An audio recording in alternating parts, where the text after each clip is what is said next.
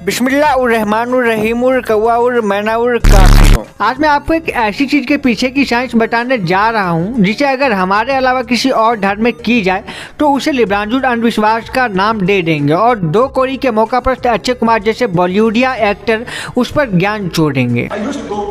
Vaishno Devi every 6 months, and to me to go to Vaishno Devi I used to spend about 2 lakhs 3 lakh rupees because टिकटें होती थी, मेरे bodyguard साथ में जाते थे, and then होटल का ये दर्शन करना सब कुछ करना होटल में रहना, and then one day I thought that these 3 lakhs why don't I give it to someone, and trust me मैंने किसी को दे दिया, किसी गरीब को दे दिया, किसी को नीडी को दे दिया, and I got Vaishno Devi के दर्शन उसके अंदर। लेकिन अगर वही चीज हमारे मजहब में की जाए तो लिब्रांजुल के नज़र में वो एक शांति और सेकुलरिज्म का पैगाम देने वाला काम कहलाएगा। और तो और दो कौड़ी के मौका पर अक्षय कुमार जैसे बॉलीवुडिया एक्टर अपनी नई फिल्म के लॉन्च पर खुद वो काम करते हैं। Film once upon a time in Mumbai दोबारा के रिलीज होने से ठीक पहले अभिनेता अक्षय कुमार और सोनाक्षी सिन्हा अजमेर शरीफ जियारत के लिए पहुंचे। नहीं, मैं रिलीजन बेस्ड अपीजमेंट की बात नहीं कर रहा, उसके लिए केंद्र सरकार है ना। दरअसल आज से कुछ समय पहले हुआ यूं था। अरे छोटू, दिवाली तो 14 को है ना, तूने अभी से लाइटनिंग लगा ली, काफी एडवांस काम है तेरा तो। खैर ये लाइटनिंग चाइनीज तो नहीं है ना? अहमद बिनुल्ला भाईजान, ओहो न्यू ईयर की तैयारी अभी से? नहीं, मुझे कोई आपत्ति नहीं, मगर ये कुछ ज्यादा ही जल्दी नहीं हो गया? अरे मौलाना साहब, अगर आपको आपत्ति होती भी तो क्या ही उखाड़ लेते आप, और आप इसे न्यू ईयर की सजावट समझ रहे हैं। इसमें भी कोई चौंकाने वाली बात नहीं है क्योंकि आप ठहरे तो मदरसा छाप ही, दिवाली का नाम तो सुना ही नहीं होगा आपने। अरे हाँ, आप लोगों की दिवाली आने वाली है। मुझे तो दिवाली बिल्कुल नहीं पसंद। इतना शोर शराबा हम शांति प्रिय लोगों को कितनी तकलीफ होती है आप लोगों को अंदाजा भी नहीं होगा। क्या इसी सेकुलर मुल्क का सपना देखा था गांधी जी ने, जहां माइनॉरिटी को इस तरह से जो है तकलीफ उठाना पड़े? देखिए मौलाना साहब, मुझे तो आपकी ये बात सुनकर इतना गुस्सा आ रहा है कि मैं अभी इसी वक्त आपको कूट कर ये काफिर से वार्तालाप वाला सीन यही खत्म कर दूं, लेकिन फिर भी बाकी की जरूरत बातें छूट जाएगी, इसीलिए सह लेंगे थोड़ा सा। हाँ, तो आपको पटाखों की आवाज से जो है इतनी परेशानी है, लेकिन ये तो जो दिन में 5 बार आप अपने टपाटप सेंटर से लाउड स्पीकर में चिल्लाते हैं, उसके शोर से हमें जो रोजाना दिन में 5 बार परेशानी होती है उसका क्या? अरे तो क्या चाहते हैं आप, अब इस सेकुलर मुल्क में माइनॉरिटी के अपने मजहब को भी फॉलो ना करें? अरे भाईजान, ये मुल्क सिर्फ और सिर्फ सेकुलरिज्म पर टिका हुआ है। खैर इसे छोड़िए, दिवाली पर जलने वाले पटाखों से होने वाले प्रदूषण का क्या? अच्छा, प्रदूषण की बात आप कर रहे हैं, जो जरा सी बात पर शांति प्रिय प्रदर्शन के नाम पर पूरा शहर जला देते हैं। आपको पता भी है सिर्फ एक टायर जलाने से कितना प्रदूषण होता है? चलिए इसे छोड़िए, आपके बाकी के रोजमर्रा के कामों में कितना प्रदूषण होता है उसका अंदाजा है आपको? अरे प्रदर्शन करना तो लोकतंत्र का एक हिस्सा है। लोग अपना विरोध कैसे जताएंगे? प्रदर्शन करके ही ना। और आप कह रहे हैं प्रदर्शन से प्रदूषण होता है। अरे ऐसे ही लोकतंत्र का सपना देखा गांधी जी ने, इस मुल्क को आजादी दिलाई थी। देखिए, सबसे पहले तो ये बात आप कान खोलकर सुन लीजिए, आज़ादी लाठी और चरखे से नहीं बल्कि हमारे नौजवानों के खून और जज्बे से मिली थी। और अगर एक बार और आपने नाम लिया तो मैं आपके उस डायलॉग का वेट किए बिना अभी तुरंत कूट दूंगा। अच्छा छोड़िए, ये बात माना कि पटाखे फोड़ने में कोई नुकसान नहीं, मगर आप लोग ये जो दिवाली पर पूजा करते हैं और वो दूध और वो फल मंदिर में चढ़ाते हैं, उसका क्या फायदा?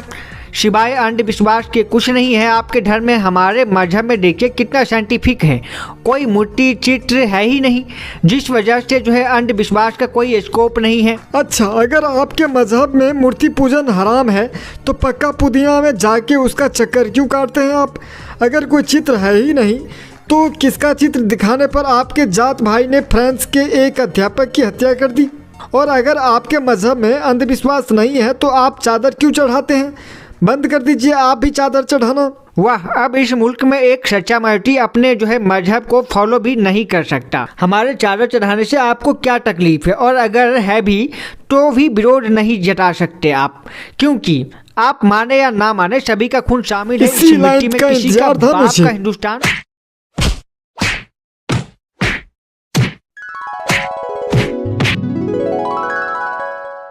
तो काफिरों, जैसा कि आप लोगों ने देखा, उस काफिर ने बहुत अच्छा सवाल पूछा कि चादर क्यों चढ़ाते हैं आप।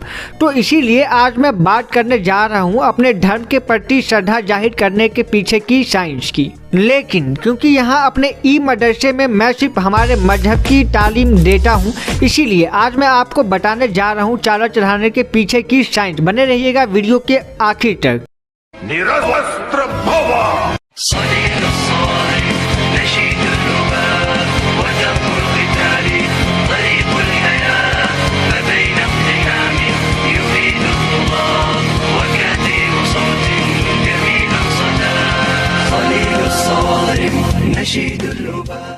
तो काफिरों, हमेशा की ही तरह ये बात भी जो है आज से 15 साल पहले की है, जब हमारे बॉबी रसूलुल्लाह अल मर्ग मुसल्लम को काफिरों ने इतना कूटा कि वो बेहोश हो गए और उनके कपड़े ठीक उनकी गांठ की तरफ फट गए थे। दरअसल हुआ यूं था कि आसमानी किताब सूरा नंबर 5 चैप्टर नंबर 98 आयत नंबर 113 में लिखा है, क्या करूं मैं इतनी सुंदर हूं तो आप ही बताओ क्या करूं क्या करूं क्या करूं। ये आयत हमारे बॉबी रसूलुल्लाह अल मर्ग मुसल्लम की दिले बहार बकरी ने हमारे बॉबी रसूलुल्लाह अल मर्ग मुसल्लम से कहा था जब वो उन पर लाइन मार रहे थे। इसके जवाब हमारे बॉबी रसूलुल्लाह अल मर्ग मुसल्लम ने आसमानी किताब सूरा नंबर 5 चैप्टर नंबर 98 आयत नंबर 114 में लिखा है, आजा मेरी रानी तुझे जन्नत दिखाऊं, मैं 3.5 इंच के डार्क नाइट पर बैठाकर तुझे डेट पर ले जाऊं मैं। इसके बाद बकरी ने हमारे बॉबी की बात मान ली और हमारे बॉबी रसूलुल्लाह अल मर्ग मुसल्लम अपनी दिले बहार बकरी के साथ जो है डेट पर चले गए। और क्योंकि उनकी डेट बकरी थी, इस वजह से उन्हें बकरी की पसंद का खाना यानी कि चारा खाना पड़ा था। तो वो चारा हमारे बॉबी रसूलुल्लाह अल मर्ग मुसल्लम ने जैसे तैसे अपने हलक के नीचे तो उतार ली, लेकिन वो चारा उनके एसोफेगस में जो है फंस गया और उनका पेट एक एयर टाइट चैम्बर बन गया और पुराने परे खाने की वजह से उसमें गैस बनने लगी। कि मैंने अपनी एपिसोड 32 में बताया था कि हमारे बॉबी रसूलुल्लाह अल मर्ग मुसल्लम ने जो है ऊँट का पेशाब, जिसे आज आप काफ़ी जीरा सोडा बोलते हैं, उसे पी के जो है ठीक किया था।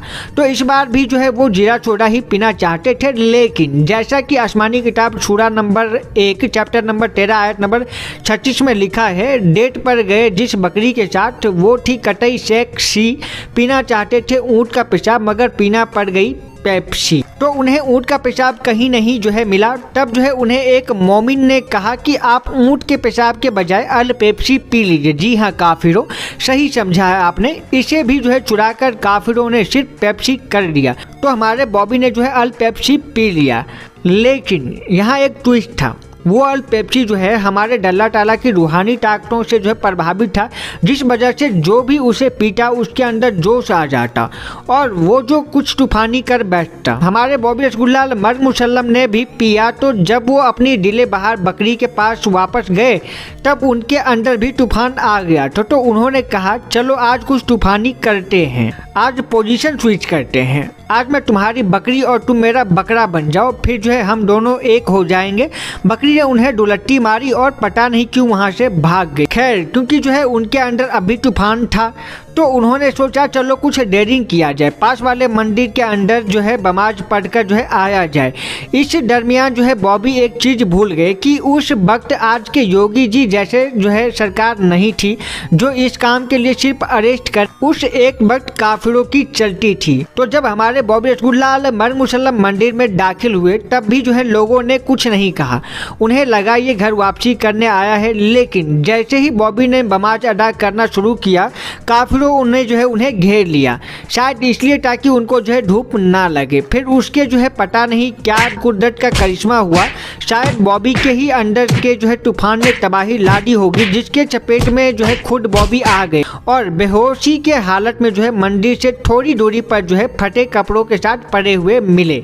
अब क्योंकि जो है कपड़े फटे थे तो आते जाते लोगों ने जो है उन पर चादर चढ़ाना शुरू कर दिया और तभी से ये चादर चढ़ाने की जो है परंपरा शुरू हुई। अब क्योंकि हमारे बॉबी मंदिर के पास पड़े हुए थे, इसीलिए अमूमन हर नाम चीन मंदिर के आसपास जो है हमारे मजहब का एक छोटा सा एटीएम तो होता ही। हमारे बॉबी रसूलुल्लाह अल मर्ग मुसल्लम की याद में आशा करता हूँ आज की साइंस आपको जो है पसंद आई होगी और आप लोग एक सच्चा माइनॉरिटी बनने की राह पर एक कदम और आगे आ गए होंगे। अगर ये वीडियो पसंद आई हो तो इसे लाइक कीजिए, हमारे चैनल को सब्सक्राइब कीजिए और अगर आप हमारी मदद करना चाहते हैं तो प्लीज़ इस वीडियो को अपने दोस्तों के साथ जो है शेयर करें। बाकी जो है हमारा दिवाली तक जो है 50,000 का जो है टारगेट है, तो आप सभी काफ़ी मिलकर के शेयर करके अपने दोस्तों से जो है 50,000 सब्सक्राइबर जो है पूरे करवा ही देंगे। मिलते हैं किसी और वीडियो में किसी और साइंस के पीछे की साइंस के साथ, तब तक के लिए शब्बा खैर, कैलाश खैर, अनुपम खैर, जय हिंद।